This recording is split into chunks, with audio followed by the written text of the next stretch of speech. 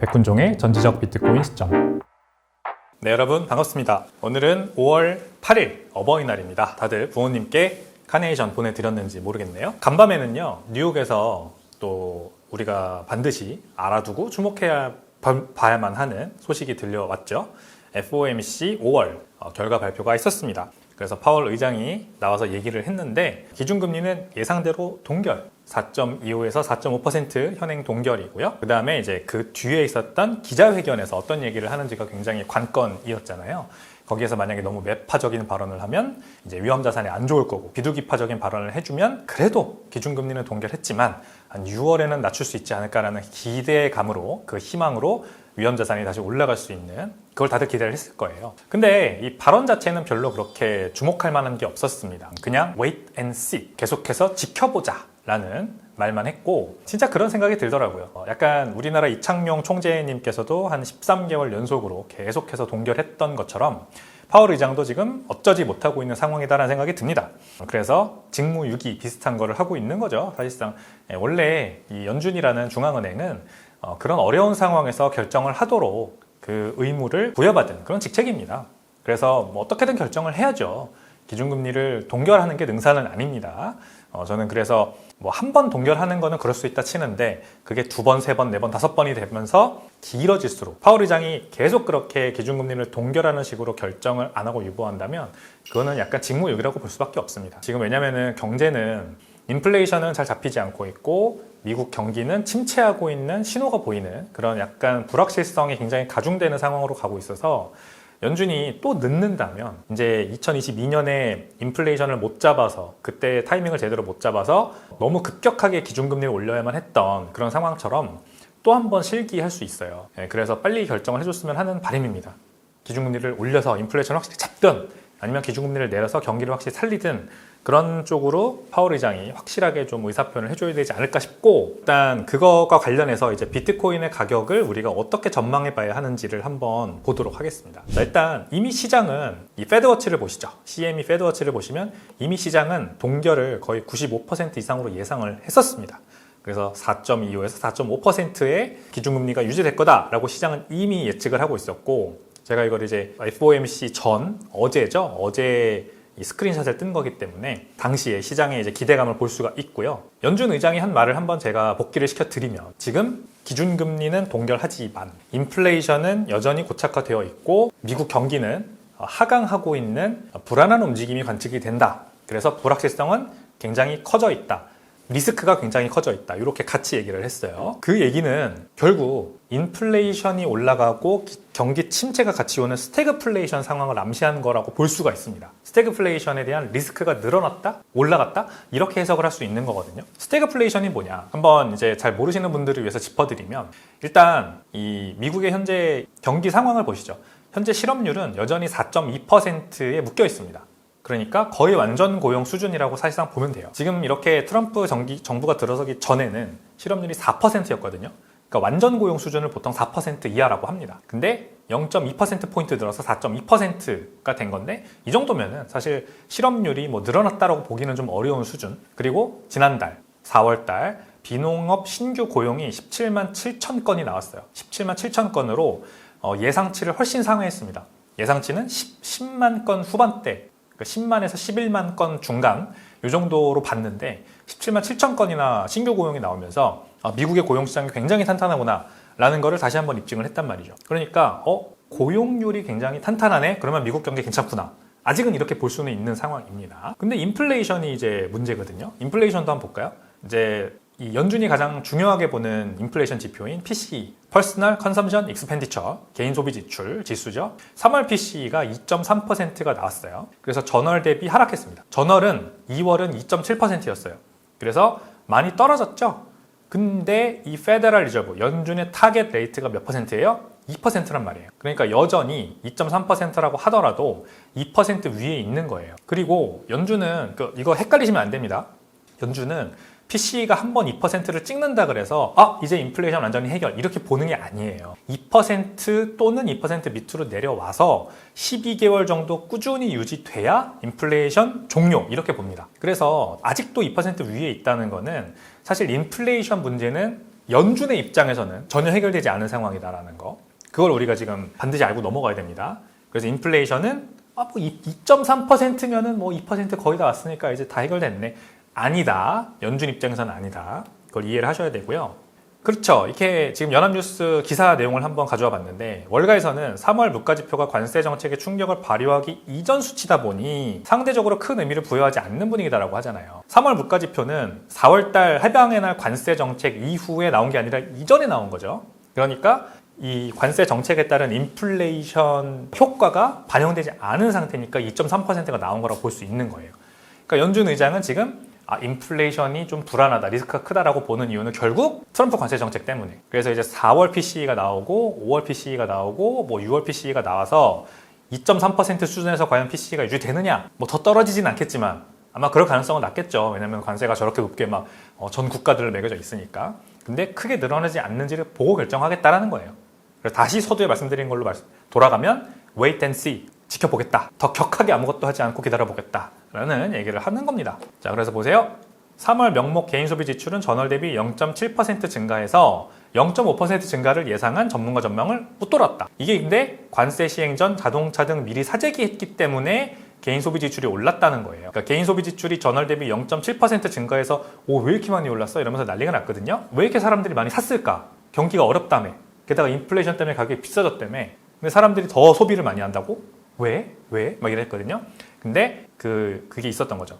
4월달 관세 시행 전에 자동차 같은 이제 비싼 것들 있잖아요. 한 번씩 꼭 사야만 하는데 굉장히 가격이 많이 지출되는 것들, 돈이 많이 지출되는 것들은 관세로 가격 오르기 전에 미리 사자. 이렇게 많은 사람들이 사재기를 했대요. 그래서 이 효과로 0.7% 개인 소비 지출이 올라간 거라고 합니다. 그러니까 사실 경기 침체 가능성이 여전히 있다. 우리들이 그냥 지금 상황이 좋아서 소비 여력이 있어서 3월달에 막 소비한 게 아니라 지금 어쩔 수 없이 울며 겨자 먹기로 미리 소비한 거기 때문에 이제 이 명목 개인 소비 지출이라는 것도 4월달, 5월달, 6월달 나오는 걸 봐야 돼요. 인플레이션 고착화돼 있고 경기는 계속해서 침체하고 있고 근데 실업률은 괜찮아 아직까지. 그러니까 되게 혼재된 상황이라는 걸 아시겠죠? 사실 연준이 왜 결정을 못하는지는 어느 정도 이해가 되긴 합니다. 이런 상황이니까 결정을 못하는 거구나. 근데 지금 1970년대와 지금이 굉장히 비슷하다라는 얘기가 계속 나오고 있어요. 꾸준하게. 일단 요 밑에 있는 차트를 한번 볼까요? 이 히스토리컬 피리오드 1966년에 1980년 CPI거든요. 에너지 CPI, 에너지 가격, 에너지 물가. 그러니까 오일 가격이죠. 석유, 원유 가격입니다. 이 공중전화 박스 색깔 같은 이 선이 지금 1970년대에 이 CPI 지수를 말하는 거예요. 그리고 보라색 선이 CPI 지수 현재 2014년부터 2024년 현재 그 CPI를 이렇게 같은 스케일로 해가지고 딱 맞춰 놓은 건데 보세요. 움직임이 거의 동행하죠? 굉장히 비슷하게 갑니다. 1970년대는 그리고 배경 지식을 위해 설명을 드리면 스태그플레이션 때문에 난리가 났던 10년이었습니다.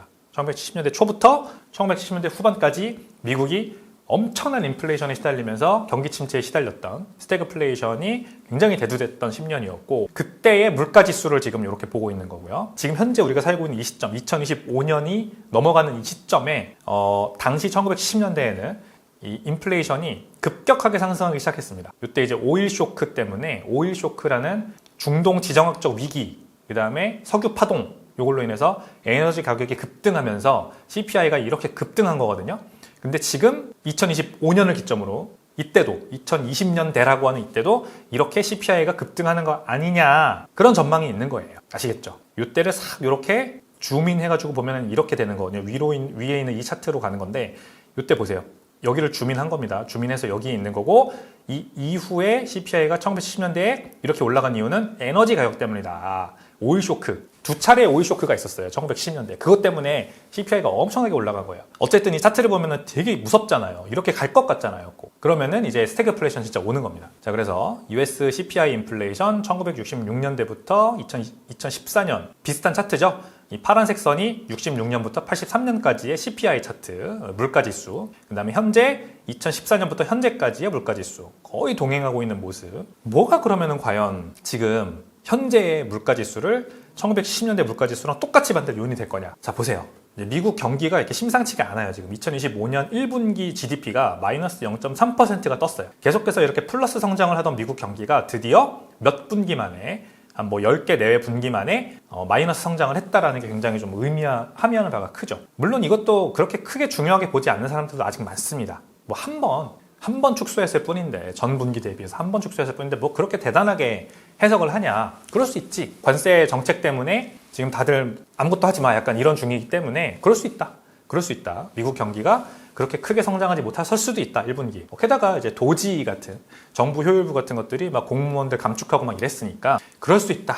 정부 지출 줄였고 그럴 수 있다. 자, 근데 US Manufacturing PMI라고 미국 제조업의 PMI, Purchasing Manager Index라고 해서 구매자 관리 지수예요. 그러니까 제조업체들의 구매자 관리 지수. 미국 제조업 경기를 엿볼 수 있는 거죠.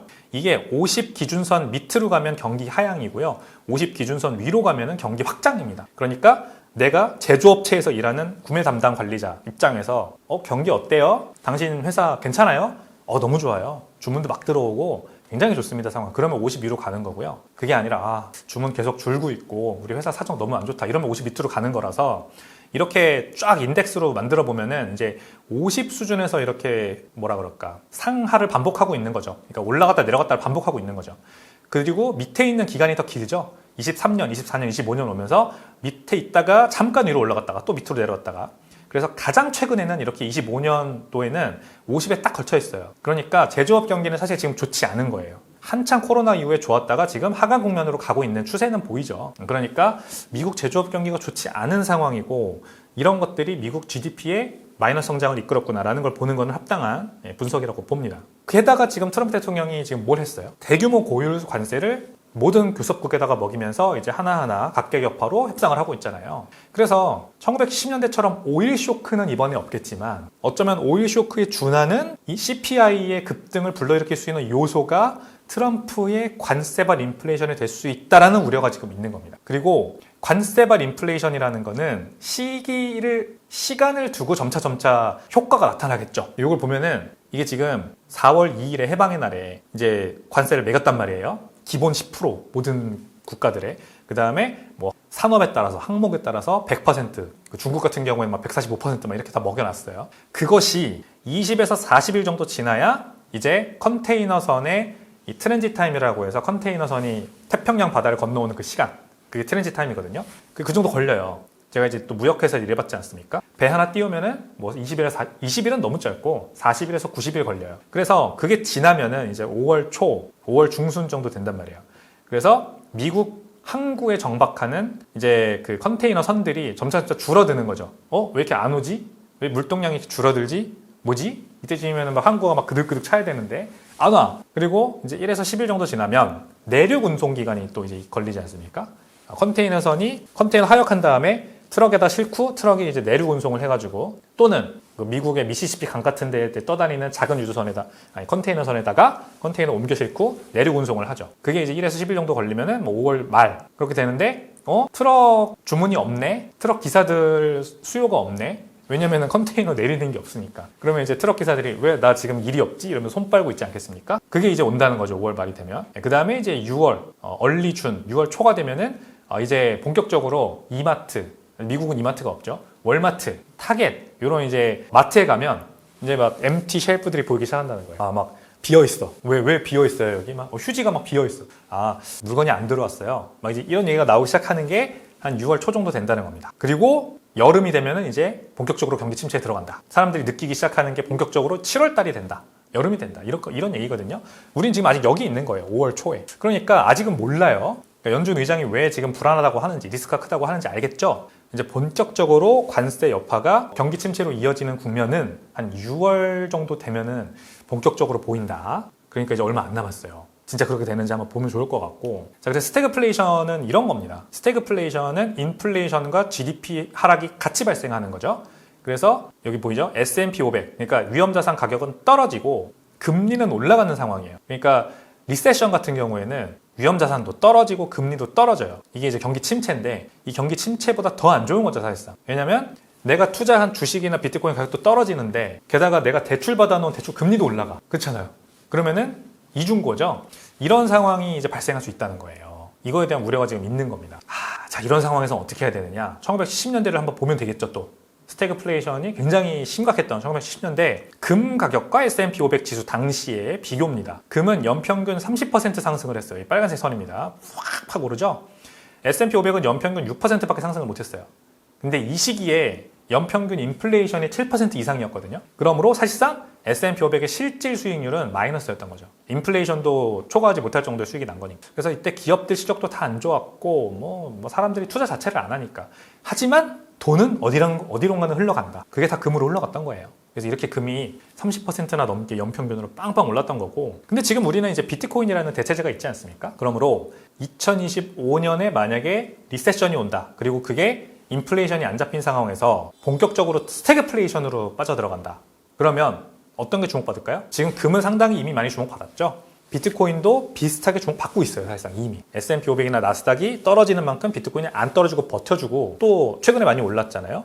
그래서 다시 지금 10만 불 선을 넘보고 있는 이런 것들을 봤을 때 제가 지금 설명드리는 모든 것들, 자, FOMC로 시작합니다. 연준이 왜 결정을 못하고 있는지, 이것도 저것도 못하고 있는지, 그 상황은 현재 미국 경기가 삼중고에 빠져 있는 거, 인플레이션 높고 경기 침체 가능성 있고 실업률은 근데 잘 버티고 있어가지고 이 삼중고라기보다는 이중고인데 하나의 불확실성 때문에 지금 이러지도 저러지도 못하는 상황이라고 할까요? 그런 상황 때문에 어쩌지 저쩌지 못하는데 지금 상황을 사실 보니까 1970년대랑 CPI가 굉장히 비슷한 움직임으로 흘러간다. 1970년대는 스태그플레이션이 난리 났던 시기다. 근데 그때 오일 쇼크가 그때 CPI를 막 급등시켰는데 지금은 오일 쇼크는 없지만 트럼프발 관세발 인플레이션, 이게 이제 오일 쇼크 수준의 CPI 급등 재료가 될 수 있다. 그리고 그 결과는 6월 달이 돼야 본격적으로 우리가 체감을 하게 될 거다. 이제 마트 가면은 막 비어 있어. 뭐야 이거? 어떻게 된 거야? 가격 막 올라가. 그리고 소비를 하고 싶어도 난 돈이 없어. 금리가 안 내려가니까. 이런 상황으로 빠져들 수 있습니다. 자, 이러면은 이제 스태그플레이션이고, 스태그플레이션이면 우리는 1970년대 금이 올랐듯이 이 비트코인이 금과 같이 이렇게 오르는 상황을 목도하게 될 겁니다. 그러니까 지금은 사실 비트코인을 모아나가기 굉장히 좋은 시기라는 생각이 저는 들고요. 꼭 이렇게 극단적으로 스태그플레이션을 가지 않는다고 하더라도 어쨌든 불확실성이 가중되어 있다는 거는 비트코인에는 굉장히 호재 요소라고 저는 봅니다. 뭐 이러다가 연준이 안 되겠다. 경기 침체 너무 심각해질 것 같아. 이제 돈 풀어야겠어. 라고 하면서 양적 완화 확 하고 기준금리 확 낮추면은 그러면 또 비트코인에는 단기적으로 엄청난 호재잖아요. 그러니까 사실상 이렇게 되든 저렇게 되든 지금 비트코인을 잘 모아야 그 혜택을, 그 수혜를 제대로 볼 수 있지 않을까. 그런 생각이 드는 5월 FOMC 결과 평이었습니다. 굉장히 복잡하죠, 여러분. 그러니까 우리가 단순하게 FOMC 결과 불확실성 때문에 기준금리 동결했네, 볼 거 없네, 이렇게만 볼 게 아니라 이 레이어를 하나하나 분해해가면서 우리가 그 기저에 깔린 지금 상황들을 해석을 할 줄 알아야 돼요. 그래야 나만의 기준이 생겨서 비트코인을 지금 살지, 팔지, 뭐 공격적으로 살지, 조금 살지, 이런 거 결정할 수 있다는 거잖아요.